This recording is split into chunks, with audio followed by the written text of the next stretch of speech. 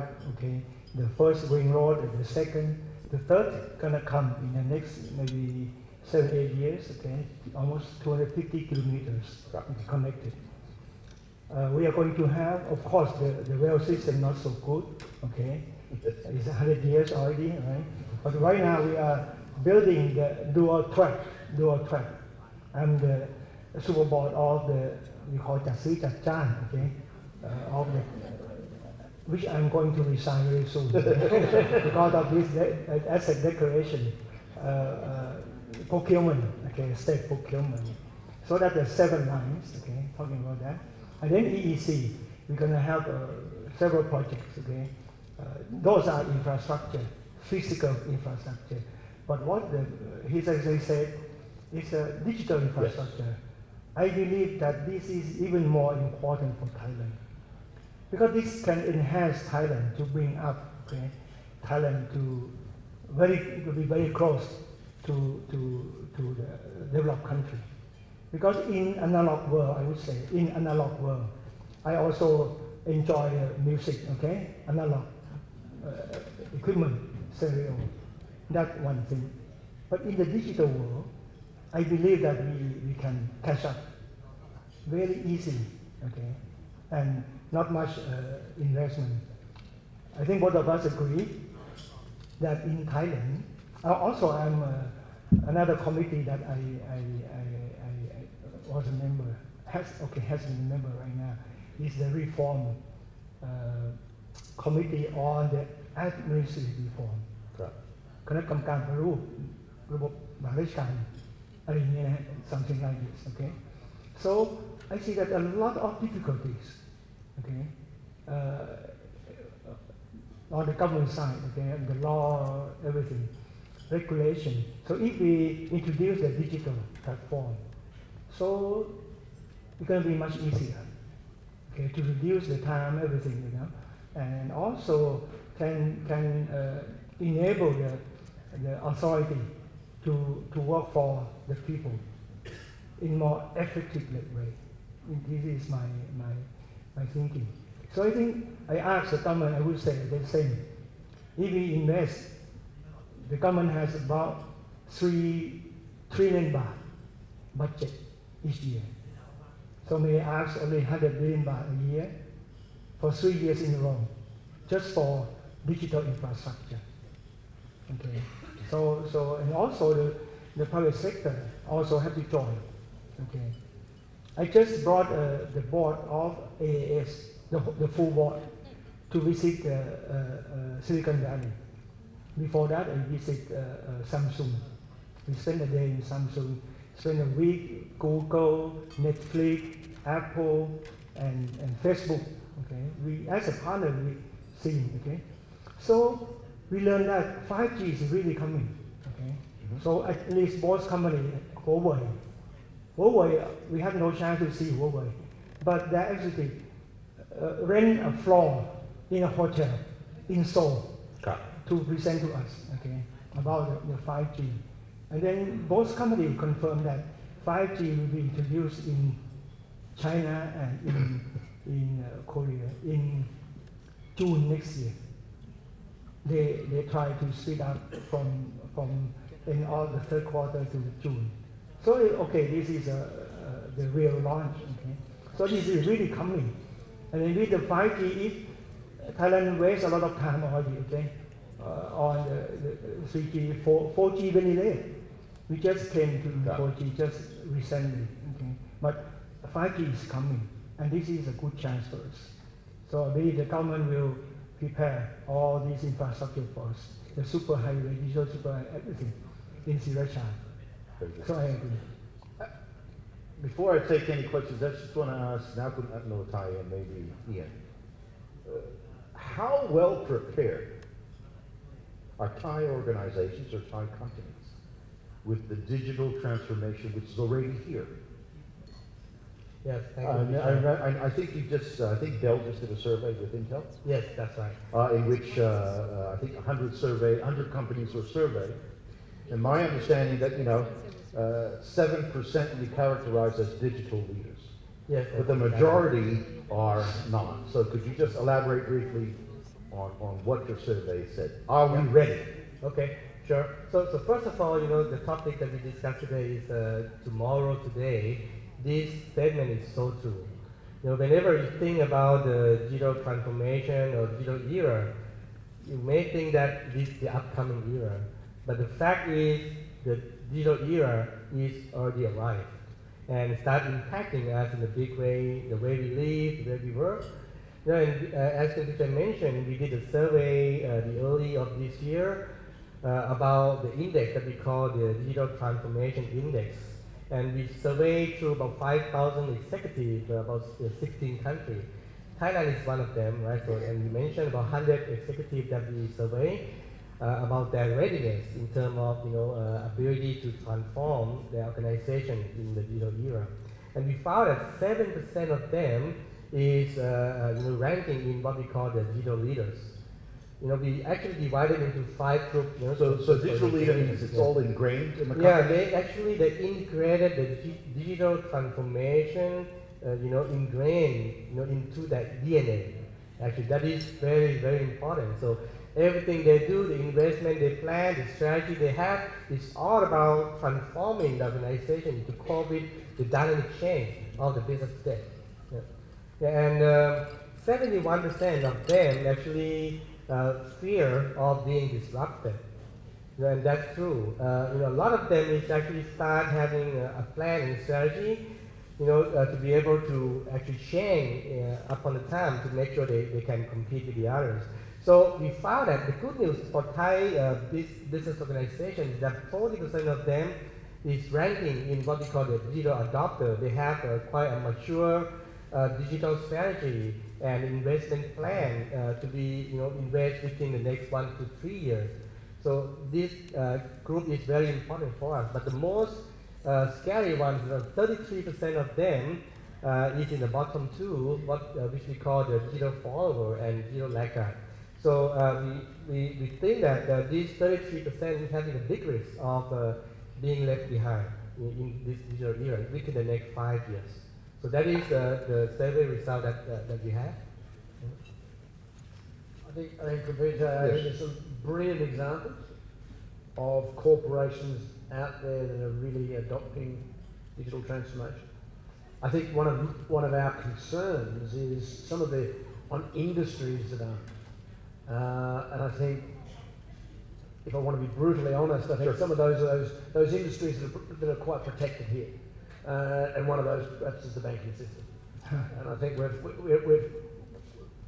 whether by design or just how it's come about, yes, we have a banking system that really is not open to allowing the best of breed out there to come in. And I think that is probably one of the areas that's really holding us back, and an area that is not embracing digital transformation. And I think it is corporate led, it's got to be government led, but we need to see some change. And I think in some of those areas, we need to remove that protectionism that's there.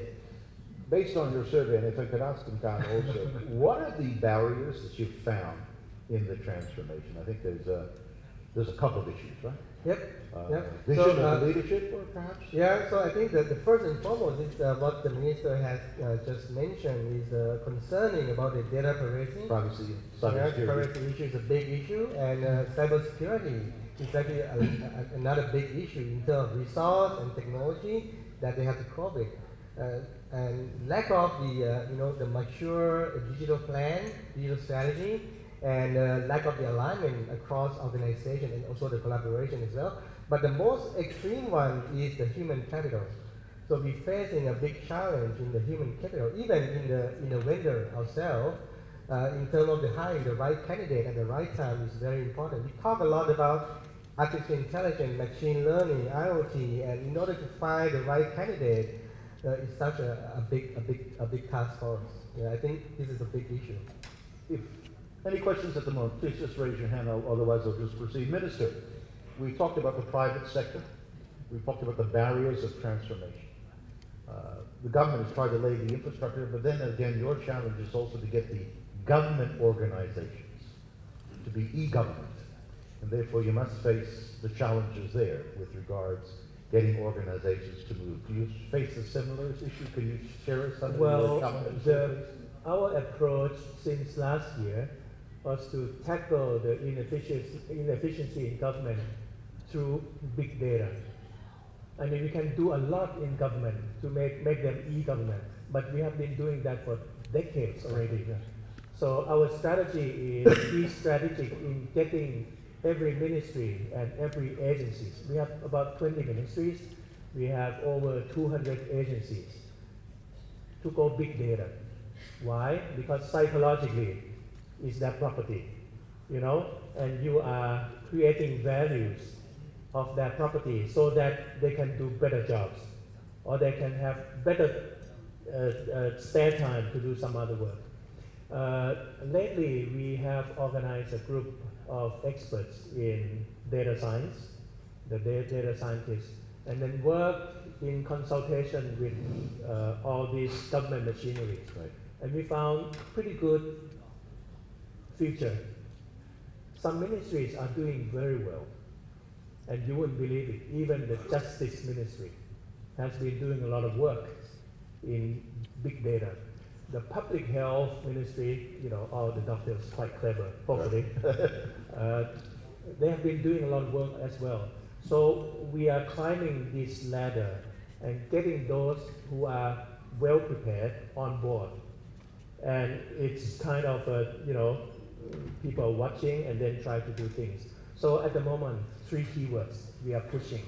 One is big data, not just purely the database, but to get into the data analytics so that they can use those, what I call the intelligence in providing better service to the citizens.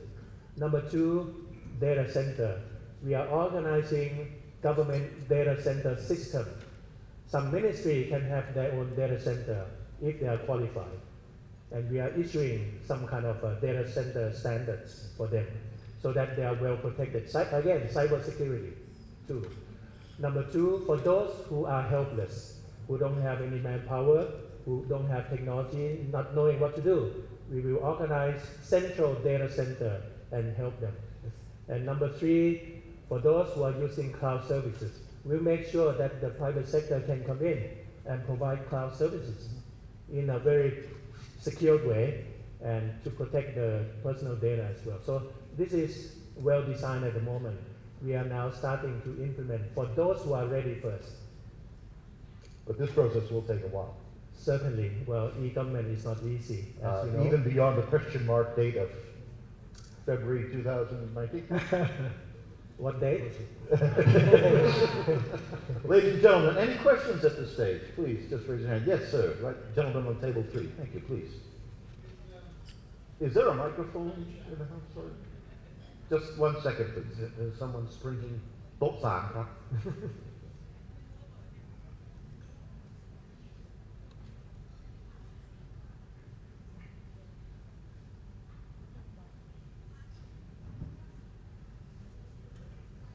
Thank you. Just there on your, there you go.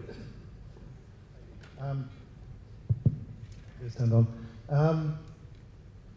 It's really positive to hear these messages. I think one of the biggest development issues from Thailand so far has been just the topographical challenges. The anthropology of Thailand has been largely dictated by scattered populations, tiny villages. You know, physical infrastructure has been almost impossible to try to deal with some of those issues. And there's been a few things that have stemmed from that. One is that education, however much we spend on it, is almost impossible to achieve, or has been almost impossible to achieve decent results in the past. And secondly, that Thai socio-economy has developed in such a way that there's an incredible concentration of wealth and power in a very few hands. Now, the digital transformation, that ought to be able to help us deal with challenges like getting education out there to people in all these different scattered locations, I guess, if there's a policy to do that. How do we overcome the socio-economic challenges? How do we overcome the structure of Thai society if we roll out all the digital infrastructure that we're talking about? how do we stop that skill being controlled and for the benefit of a very few in Thai society and make sure it actually gets more widespread? Is this a human resource issue? I think this is Not so clear. Not so clear. Well, if we talk about human resource issue, we need to work with the private sector from the government point of view. Apart from the Ministry of Education, universities, and I was just talking to Kumbichai, universities need to be disrupted so that they can change. And they have been too slow. And I've been complaining about it all along. But we cannot rest upon the conventional education system alone. We have to work with private sector. I've been working with many companies, Google, Microsoft, and so on, and pick those technologies that are in need and try to stimulate and facilitate the private sector so that they can do 10-folds, 20-folds for what they are doing. They have been training a lot of things, but it's the government's role to facilitate them to do more because they are at the frontier already. Why do we have to do a lot of research in order to get to the frontier? We work with you. So, come on board, and we are certainly hopeful that you can make use of our facilitation, make use of the board of investment, and even to import the foreign experts. Now we have smart visa to facilitate you, for example. Yeah, Paul, it's amazing with the internet that the availability of information now for everyone, and if we've got this information superhighway and we've got everyone connected, the ability for people to gain information is massive. And interesting, I was reading the other day that there was more students currently enrolled in Harvard, both through obviously physically, but more particularly electronically, than have ever gone through Harvard in its entire history.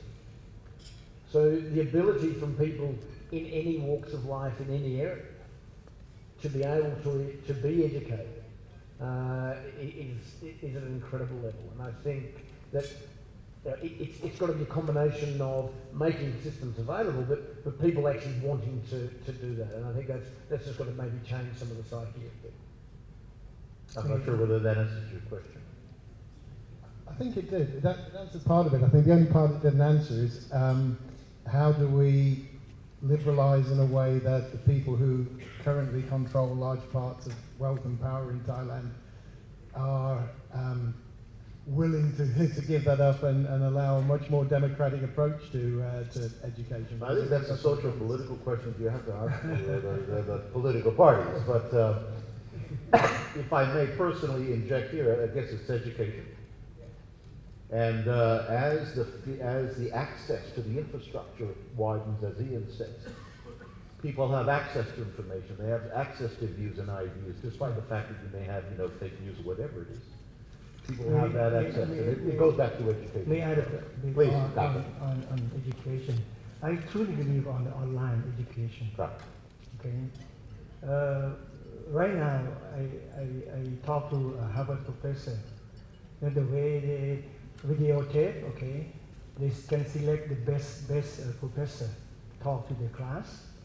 And unbelievable, The professor been there to the studio, classroom setting. He himself quite surprised why all the students look so good, nice, okay, dressed. It happened to be that the university, all the students is a fashion student, okay, look very good, okay, and they have a good video taping, okay, everything, make the class so interesting, okay. I advise my youngest son. My second son already study at MIT Sloan School, second year. My eldest one, okay, applying to get the interview already with the Wharton Business School. But my youngest son, I advise him to go online, stay at home here in Thailand. I want him to stay at home at least one, okay? And then he enjoys so much about he studying with Florida U, something about hospital management. So a lot of information and engagement with the professor is something like one-on-one. The paper he posted, get the feedback from the first professor, and he talked about something. The professor engaged with him, gave him the link to some kind of knowledge. It's something like a one-on-one teaching. So this is the quality of online. Any other questions? If I may ask on innovation, is it right if I say Thai companies don't invest enough in research and development? Change. Big change, I would say. It's happening. Yeah, has happened. I would say, okay, from 1980 until 2004, 5, 6, the total country spent only 0.2% of GDP. Right. Probably about 20 billion baht, okay, 30 billion baht, only that. It's amazingly, GDP going up, this is going up, 0.2 all the time, okay. And then I helped Dr. Pฤศจ also in the old days about this research. And then lately, from 0.2, the data in 2016, right. We reached 0.78, 0.78. And the government and the private sector set the target of this year, 2018. We could reach 1% of GDP. I think 1% is a magic number. According to my research, like Korea back in 1980 plus, okay, when they reached 1%, the country totally changed. And we set the target, and I believe that we can reach 1% already now. Okay, by the end of this year, the data will release maybe by next year. Then I think okay. And the private sector jumped from 20 billion baht a year. Last year, end of 2016, we reached about 80 billion. I'm sorry, 80 billion. So together with the government portion, about 100 billion. Okay. So this is nice, and I tell you in Samsung case, last year we spent 4 billion baht R&D, and we started to have the new to the world products, not me too any longer. We have a lot of patents, okay, and then this is achievable. So, but anyhow, I would say we need more investment. Okay. Not only private sector, but also the government side, all right? And I believe that with the new ministry forming up, okay, I believe that the research strategy for the whole country going to have better alignment, okay? And then we can, the country can, or the government can allocate the budget or resources in the right way. I think that perhaps some of the protection that's put over some industries here, and I hate to bang the drum again, but do you think that actually means that people don't need, a lot of companies don't think they need to invest so much in R&D because we're quite comfortable where we are and we know we're protected? No, I don't think. We're going to be dead if we don't go for the R&D. Yeah, I agree. The only way for Thailand, frankly speaking, I'm very, very concerned for our SME, SSME, I talked to many classes, okay? We handpicked with the Ministry of Industry in the past few years. Kun Jen also understands this, okay? I talked with the class myself, 3.5 hours talking to convince all these CEO of 200 million baht revenue company to invest, really invest. And they're reluctant, why? I think the mindset. Maybe you're right that they are not really see that the danger, the risk is coming. Okay, so very important. Yes, if I may, to add on this comment, I think we are in a very exciting time for the business, and we are in a very crucial intersection where technologies and business and mankind actually need to do better. So innovation is no longer an option. Innovation is really a mandate for every organization to be able to continue doing it or disrupting yourself, else it's being disrupted. I think This is a big thing that everyone has to be aware of. For Thailand at this juncture, forget labor intensive, forget capital intensive. It's all innovation intensive to survive and to grow. I mean, if companies do not realize that, it's going to be a lot of hardships ahead of them.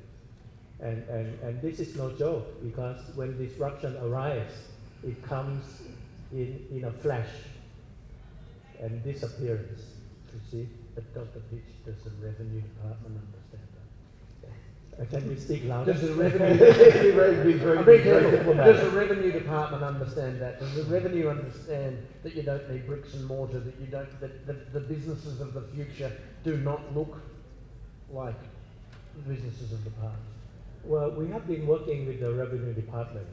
One front that they have been very receptive is to provide tax incentives for R&D expenditure. Do you know that right now, if you invest by spending on research and development, you can get 300% tax deduction? Yeah. And 300 is a pretty respectable figure. It's fantastic. You see? So, But you can't have a business unless you've got an office. You can't have a business unless you've got employees. So businesses that are changing the world, if the next Uber was here, which we'd love to think it was, we've got to change the mindset. Yes, corporations have got to invest in R&D, but they've got to be let loose. Incentives are fantastic, but you've got to take away the red tape. Questions, ladies and gentlemen? Any questions? This side, sir. Table 11. On your left. Table 8 sorry, is right, back. ครับโต๊ะแบกขอไมโครโฟนหน่อยครับ Towards your right, sir. At your right side. Right there. Okay, on your right. There you are. Right over here. He was raising his right hand. Oh, okay. I said table 8. Oh, okay. Sorry, that gentleman. Can I go to table 8 first and then? Sure. Thank you. Just now, His Excellency has mentioned that in Thailand, we have 150% internet mobile user compared to our population. So it looks like we are quite okay in terms of making use of new technology, new tool. But I think that we probably far behind China, so I will not compare to China. I have two questions for our panelists. Number one is within AEC, the 10 countries within AEC, what would you rank Thailand in terms of our application, our innovation in terms of make use of digital technology? That's one question. The second question is that within Thailand, which corporation do you see that is in the forefront of making use of digital technology? Thank you. If I may answer your first question and others can confirm. I think on average, okay, on average, but you really have to look into details. Yeah. But on average, we are talking about Thailand as number 2 or 3, depending on what sort of digital you're talking about, right? You want me to name names or? Well, it's Singapore, Malaysia, Thailand, switching back and forth, especially Malaysia and Thailand, okay? As far as business is concerned, The leading corporation on innovation, SCT. The question is, which of Thai companies are leading in the forefront of digital transformation, in your view? Yeah, in R&D, I believe that right now, organization, if you want to survive, we need two things. Right. One is a deep tech, okay, research, and then digital transformation. Of course, in SAG, deep tech already there, okay. But for the digital transformation, I would say we already started the team probably 6 or 7 years ago about this digital transformation, okay. So right now we have our online platform, okay, applications, and also many organizations, not only Samsung, and being director of some commercial bank. You mentioned about the banking sector. I'm sorry, okay, to hear that. But I would say when I joined the bank in April 2016, 3 months after my retirement. So you remember by that time, okay, the bank easy, online, not so good, okay. You push the button, it's circling around, okay, so long. But now, and also we had a problem, crash for I think 9 days. After we invest 40 billion baht, okay, all the highway, we have a new architecture. Right now, I would say, I hope there's no one from K-Bank here. Okay, I believe SCB platform is the best now in Thailand. and we got a lot of award, okay, digital award from the government side, from many places. So a lot of company right now you see, okay, and this is a must. This is a must, not a want, okay, any longer about the digital transformation. Gentleman there on yes, sir. Please. Yes, thank you. So, good evening, His Excellency and honorable leaders in the panel. So my point is more related to the collaboration between Thailand government and global IT organizations. Collaboration, could you speak up please? Sorry. Hope it's better. So my point is related to the collaboration between Thailand government and global IT organizations.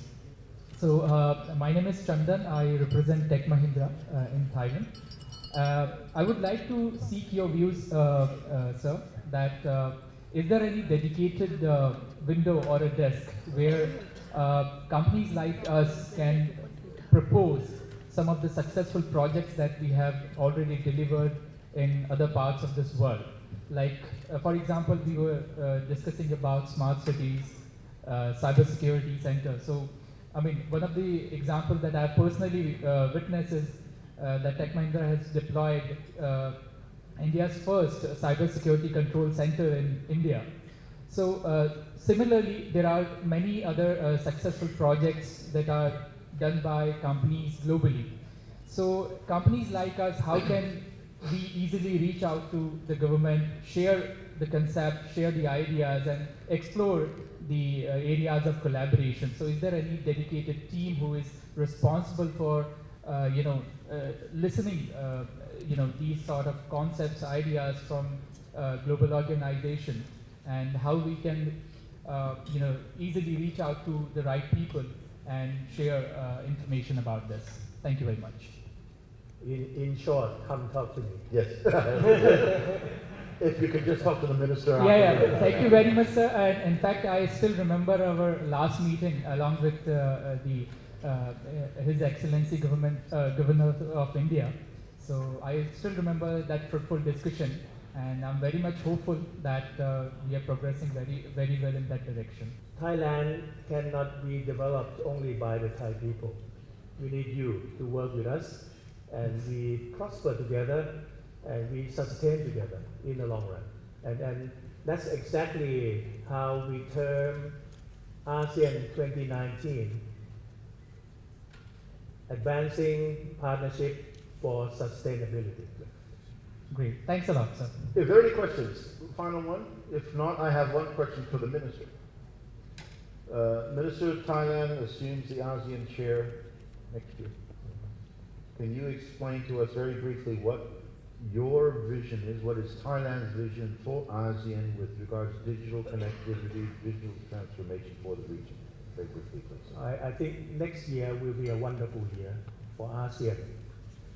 Not only because of the collaboration that we are going to have, but because, in my view, the time is right for digital agility. So I have designed a plan called ASEAN Digital Agility 2019. And initially, the proposal is in 5 areas. And I try to be as realistic and as clear as possible in terms of action-oriented proposal.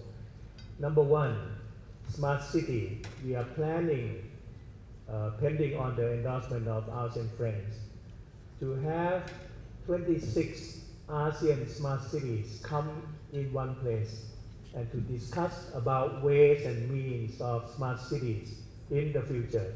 We will certainly invite private sector to join us in that gigantic, discussion, such as city data platform, how we're going to develop it together.